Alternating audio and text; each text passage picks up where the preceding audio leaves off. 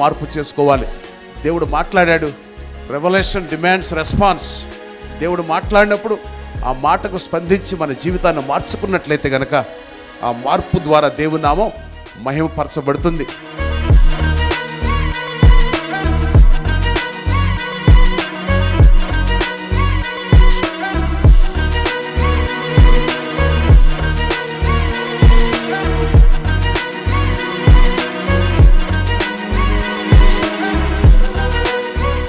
నేను ఈ సంఘంలో ఇక్కడ ఇది ఫస్ట్ టైం రావడం, వస్తుండగానే నేను పరిశుద్ధాత్మ సన్నిధి ఇక్కడ నేను అనుభవించాను. ఆమేన్, హల్లెలూయా. ప్రార్థన చేస్తుంటే ప్రభు ఒకే ఒక్క మాట నాతో మాట్లాడు. ఒక స్త్రీ తన గర్భమున పుట్టిన బిడ్డను కరుణింపకుండా మార్చిన వారైనా మార్చుదురు, కానీ నేను నిన్ను మారు.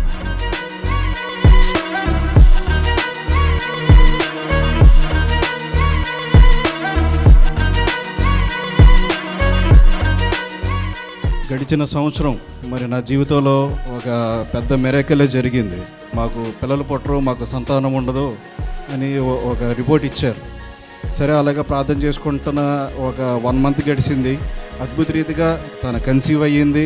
December 22 నాకు కొడుకు పుట్టాడండి. దేనికి స్తోత్రం కలిగింది కాక.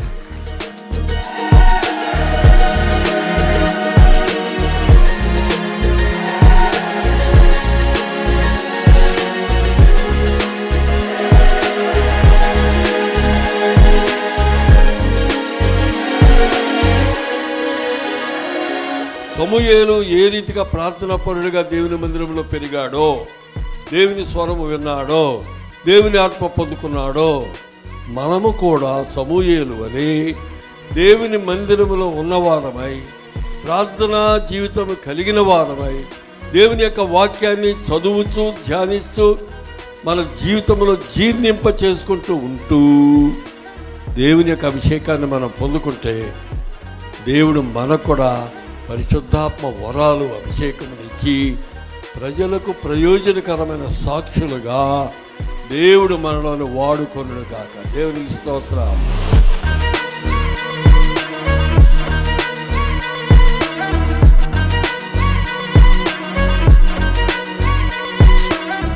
మనం రక్షణ పొందాము, మనము ప్రభు బలలో పాల్గొనబోతున్నాము.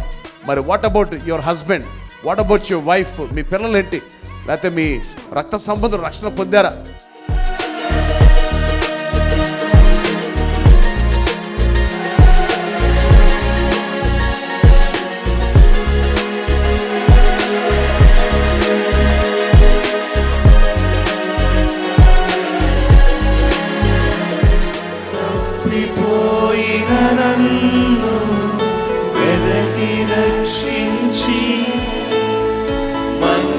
కాపరి నాకై ప్రాణమిచ్చితివి,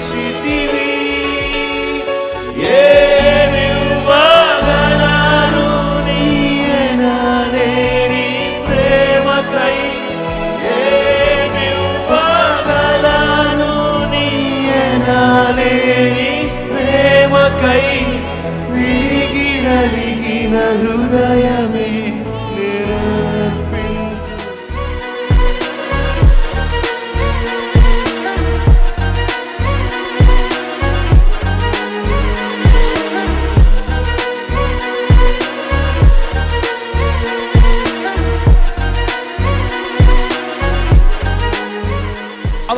పాల్గొన్న ప్రతి ఒక్కరిని కూడా దీవించండి, బలపరచండి, నూతన శక్తి, నూతన బలము దయచేయమని వేడుకుంటున్నాం ప్రభువా.